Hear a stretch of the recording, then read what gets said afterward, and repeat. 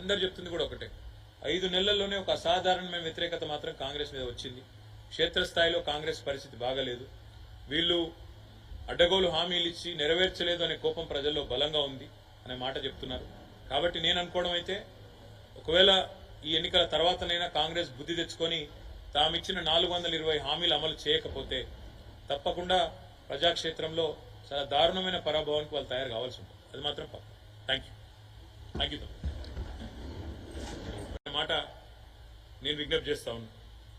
అదే మాదిరిగా ఇవాళ ఒక వార్త స్పష్టంగా కనబడతా ఉంది. నేను మా నాయకులు కార్యకర్తలకు కూడా నేను చేసే విజ్ఞప్తి, వాళ్ళ దేశంలో ఈ 2 కూటమిల్లో ఏ కూటమికి కూడా స్పష్టమైన మెజారిటీ వచ్చే పరిస్థితి కనబడడం లేదు. ఇటు బీజేపీ ఆధ్వర్యంలో ఉన్న ఎన్డీఏ కానీ, కాంగ్రెస్ ఆధ్వర్యంలో ఉన్న ఇండియా కూటమికి కానీ స్పష్టమైన మెజారిటీ అయితే వచ్చే పరిస్థితి లేదు. ప్రాంతీయ పార్టీలే తమ హవా కొనసాగించబోతా ఉన్నాయి. తప్పకుండా ఏ పార్టీలైతే ఇండియాలో కానీ ఎన్డీఏలో కానీ లేవో ఆ పార్టీలకు వచ్చే సీట్లు, అందులో చాలా ప్రముఖమైన పార్టీలు ఉన్నాయి. బీఆర్ఎస్ ఉన్నది, వైఎస్ఆర్సీపీ ఉన్నది, బిజు జనతాదళ్ ఉన్నది. వీళ్ళే రేపు ప్రాంతీయ శక్తులే నిర్ణయాత్మకమైన పాత్ర పోషిస్తాయనే విశ్వాసం మాకున్నది.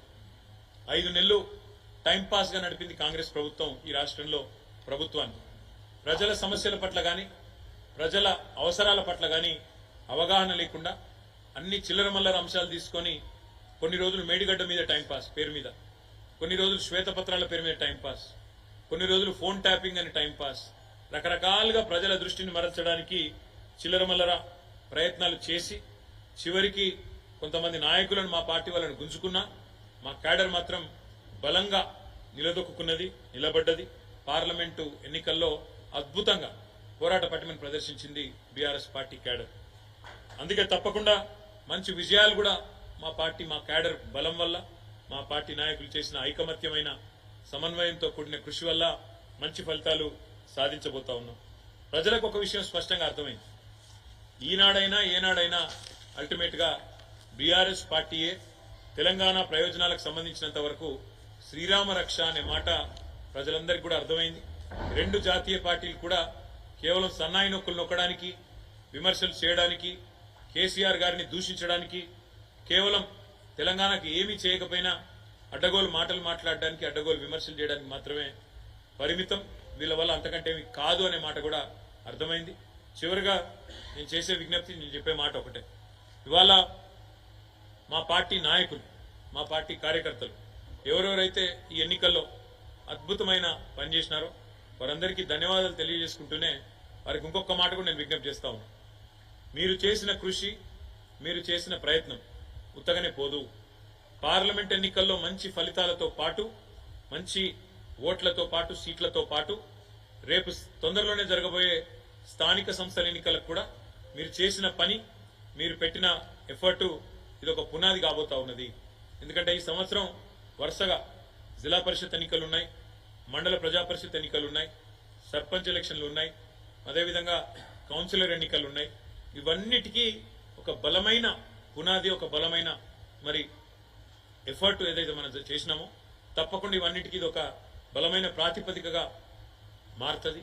తప్పకుండా కాంగ్రెస్, బీజేపీ శాయశక్తుల ఎన్ని ప్రయత్నాలు చేసినా తప్పకుండా మీ అందరి ఎఫర్ట్ వల్ల మళ్ళీ తెలంగాణ ప్రజల ఆశీర్వాదంతో బీఆర్ఎస్ పార్టీ ఈ 3 పార్టీలలో అత్యధిక సీట్లు సాధించిన పార్టీగా నిలబడబోతుందని చెప్పి కూడా తెలియజేస్తూ, మళ్ళొక్కసారి మాకు ఎన్నికల్లో ఓట్లేసిన ప్రజలకు, అదేవిధంగా అహర్నిశలు కష్టపడి పనిచేసిన మా గులాబీ సైనికులకు హృదయపూర్వకంగా ధన్యవాదాలు తెలియజేస్తూ, తప్పకుండా మంచి మెజారిటీతో మరి మంచి గౌరవప్రదమైన స్థాయిలో ఆ 2 పార్టీల కంటే ఎక్కువనే సీట్లు సాధిస్తామని చెప్పి కూడా ఆశాభావాన్ని వ్యక్తం చేస్తూ, మాకు సహకరించిన ప్రతి ఒక్కరికి, మీడియాతో సహా ప్రతి ఒక్కరికి కూడా పేరు పేరున ధన్యవాదాలు, పేరు పేరున నమస్కారం. Thank you.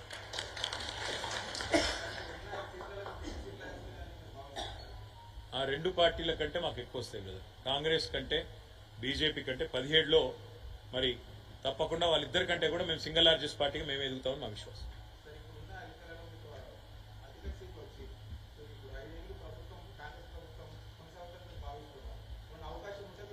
జూన్ 4th నాడు చూద్దాం బ్రదర్. తొందర ఎందుకు, అన్నిటికీ ఇప్పుడే తొందరపడితే ఎట్లా. ఒకటైతే పక్కా, నాకు తెలిసి కాంగ్రెస్ పార్టీ పరిస్థితి మాత్రం ఎన్నికల తర్వాత బాగుండదు. ఎందుకంటే ఈ 5 నెలల్లోనే ఎక్కడ లేని వ్యతిరేకతను ప్రజలు మూటగట్టుకున్నది కాంగ్రెస్. నేను ఇప్పుడు దాదాపుగా నిన్నటి నుంచి ఈ రోజు వరకు కనీసం ఒక 100-150 మంది నాయకులు రాష్ట్ర వ్యాప్తంగా మాట్లాడినాను. అందరు చెప్తుంది కూడా ఒకటే, 5 నెలల్లోనే ఒక అసాధారణమైన వ్యతిరేకత మాత్రం కాంగ్రెస్ మీద వచ్చింది. క్షేత్రస్థాయిలో కాంగ్రెస్ పరిస్థితి బాగలేదు. వీళ్ళు అడ్డగోలు హామీలు ఇచ్చి నెరవేర్చలేదు అనే కోపం ప్రజల్లో బలంగా ఉంది అనే మాట చెప్తున్నారు.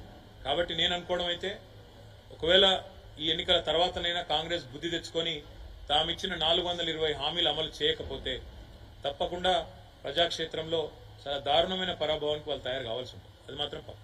థ్యాంక్ యూ మాట నేను విజ్ఞప్తి చేస్తా ఉన్నా. అదే మాదిరిగా ఇవాళ ఒక వార్త స్పష్టంగా కనబడతా ఉంది.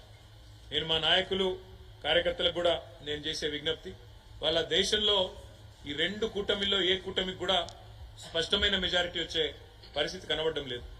ఇటు బీజేపీ ఆధ్వర్యంలో ఉన్న ఎన్డీఏకి కానీ, కాంగ్రెస్ ఆధ్వర్యంలో ఉన్న ఇండియా కూటమికి కానీ స్పష్టమైన మెజారిటీ అయితే వచ్చే పరిస్థితి లేదు. ప్రాంతీయ పార్టీలే తమ హవా కొనసాగించబోతా ఉన్నాయి. తప్పకుండా ఏ పార్టీలు అయితే ఇండియాలో కానీ ఎన్డీఏలో కానీ లేవో ఆ పార్టీలకు వచ్చే సీట్లు, అందులో చాలా ప్రముఖమైన పార్టీలు ఉన్నాయి. బీఆర్ఎస్ ఉన్నది, వైఎస్ఆర్సీపీ ఉన్నది, బిజు జనతాదళ్ ఉన్నది. వీళ్ళే రేపు ప్రాంతీయ శక్తులే నిర్ణయాత్మకమైన పాత్ర పోషిస్తాయనే విశ్వాసం మాకున్నది.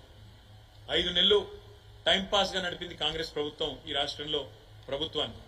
ప్రజల సమస్యల పట్ల గాని, ప్రజల అవసరాల పట్ల గాని అవగాహన లేకుండా అన్ని చిల్లర మల్లర అంశాలు తీసుకొని కొన్ని రోజులు మేడిగడ్డ మీద టైంపాస్ పేరు మీద, కొన్ని రోజులు శ్వేతపత్రాల పేరు మీద టైంపాస్, కొన్ని రోజులు ఫోన్ ట్యాపింగ్ అని టైంపాస్, రకరకాలుగా ప్రజల దృష్టిని మరల్చడానికి చిల్లర మల్లర ప్రయత్నాలు చేసి చివరికి కొంతమంది నాయకులను మా పార్టీ వాళ్ళని గుంజుకున్నా మా క్యాడర్ మాత్రం బలంగా నిలదొక్కున్నది, నిలబడ్డది.